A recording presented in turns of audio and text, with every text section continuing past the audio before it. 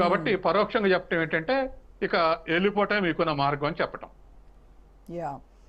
And ఇప్పుడు social housing కూడా British citizenship వచ్చిన తర్వాతే అని చెప్పేసి ఇంకొక మెలిక పెట్టింది. అంటే 10, 15, 20 ఏళ్ళుగా యూకేలో ట్యాక్సెస్ కడుతూ ఉండి అక్కడ కాంట్రిబ్యూట్ చేస్తున్న వాళ్ళందరికీ కూడా ఈ సోషల్ హౌసింగ్ అనే ఫెసిలిటీ లేనట్టే కదా.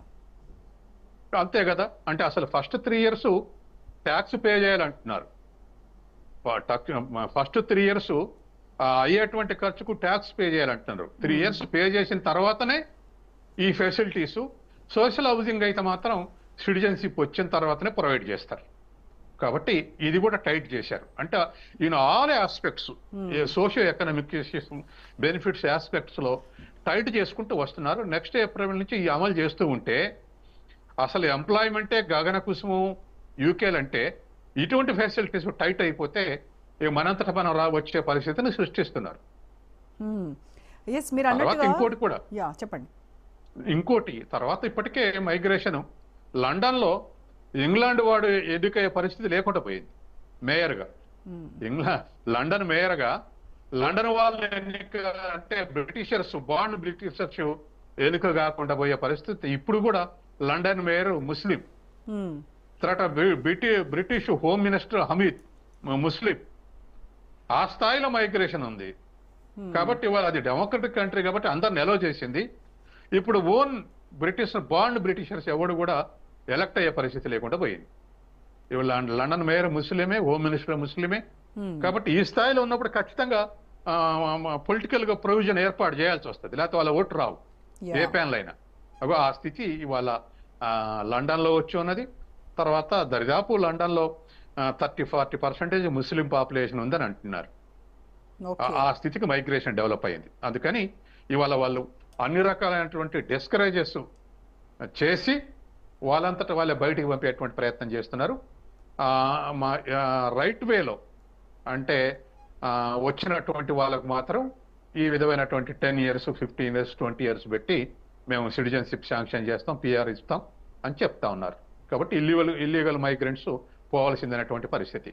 ఒక్క 3 years దరిదాపు 6,10,000 పోయారండి. 19, 20, 21, 22 నాటికి. బిట్వీన్ 19 to 22 వితిన్ 3 years 6 లక్షల మంది మైగ్రేట్ అయ్యారు. అంటే ఈ స్థాయిలో మైగ్రేషన్ పెరిగితే దరిదాపు ఓన్ బాండ్ బ్రిటిషర్స్ మైనార్టీలో పడిపోయేటువంటి అవకాశం ఉంది.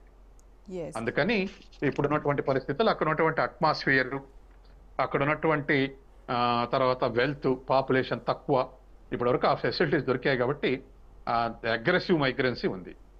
కానీ ఇప్పుడు రానున్న కాలంలో అన్ని విధాల టైట్ అవుతుంటే డిస్కరేజ్ చేయాలన్నటువంటి ఉద్దేశం ఉంది.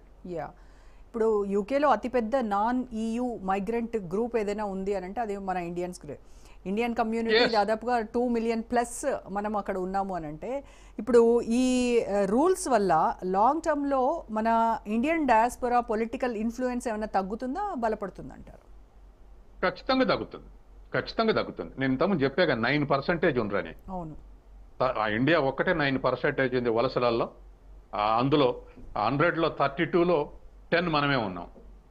మేజర్ 32 5 countries నుంచి అనేది. అంటే మిగతా దేశాల నుంచి 1 or 2, 3% ఉంది. మన నుంచి 9, పాకిస్తాన్ నుంచి 6% ఉంది. అసలు పాకిస్తాన్ లో above middle class, rich class అంతా లండన్లే ఉన్నారు. ఎస్, రెసిడెన్స్ అంతా లండన్ లో ఉంది. ఇప్పుడు కాస్త దుబాయ్లో ఉంటున్నారు. నెక్స్ట్ టు లండన్, దుబాయ్లో ఇప్పుడు ఎక్కువ సెటిల్ అవుతున్నారు పాకిస్తాన్ ముస్లిమ్స్. అదివరకు మొత్తం లండన్లో సెటిల్ అయ్యారు. కాబట్టి రిచ్ క్లాస్ మొత్తం కూడా ముస్లిం కంట్రీస్ ఉన్నటువంటి రిచ్ క్లాస్ మొత్తం కూడా ఫస్ట్ ప్రిఫరెన్స్ లండన్. ఇప్పుడు నిండిపోయి ఆప్టిమం లెవెల్కి వచ్చిన తర్వాత దుబాయ్, ఇతర దేశాలు, UAE ఇటువంటి దేశాలు వెళ్తా ఉన్నారు. కాబట్టి ఇప్పుడు ఉన్నటువంటి పరిస్థితుల్లో ఖచ్చితంగా ఈ టైట్నెస్ వల్ల ఇండియన్స్ కు డిస్కరేజింగ్ సిచ్యువేషన్ ఫేస్ చేయాల్సి వస్తుంది. ఓకే, మరి ఈ 12-week కన్సల్టేషన్ ఏదైతే ఉందో దాంట్లో ఇండియన్ కమ్యూనిటీ అసోసియేషన్స్ కావచ్చు, తెలుగు అసోసియేషన్స్ కావచ్చు, వీళ్ళందరూ కలిసి ఒక స్ట్రాంగ్ రిప్రజెంటేషన్ కనుక ఏమైనా ఇస్తే రిలాక్సేషన్స్ ఇచ్చేటానికి ఛాన్సెస్ ఎంతవరకు ఉన్నాయంటారు? ఇప్పుడు అమెరికాలో ఇచ్చారుగా, అది అమెరికాలో కొన్ని సవరించారు. అమెరికాలో పెద్ద ఎత్తున ప్రదర్శనలు జరిగినాయి. అమెరికాలో ఉన్న జనాభా అమెరికన్స్ కన్నా వలస వచ్చిన వాళ్ళు పెద్ద ప్రదర్శనలు చేశారు ట్రంప్కు వ్యతిరేకంగా.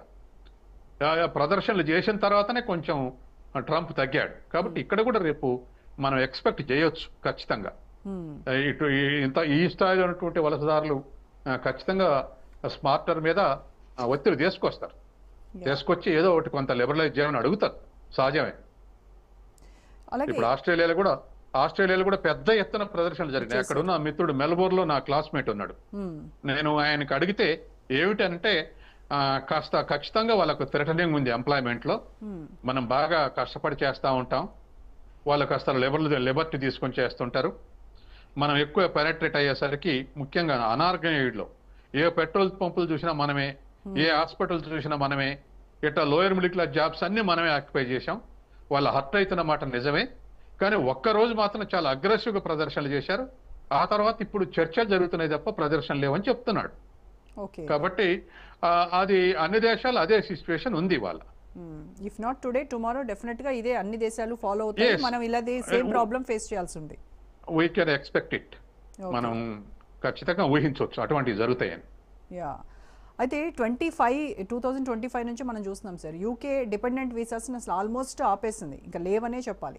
సో ఇంకా ముందు మరి యూకే వెళ్ళాలి అనుకునే వాళ్ళకి ప్లాన్ బి ఏంటంటారు? మీరు ఏం సజెస్ట్ చేస్తారు? ఏ కంట్రీ అయితే కొంత వాళ్ళకి సేఫ్ అండ్ సెక్యూర్డ్గా ఉండేటువంటి అవకాశం ఉంది? ఇప్పుడు ఏ కంట్రీ లేదండి.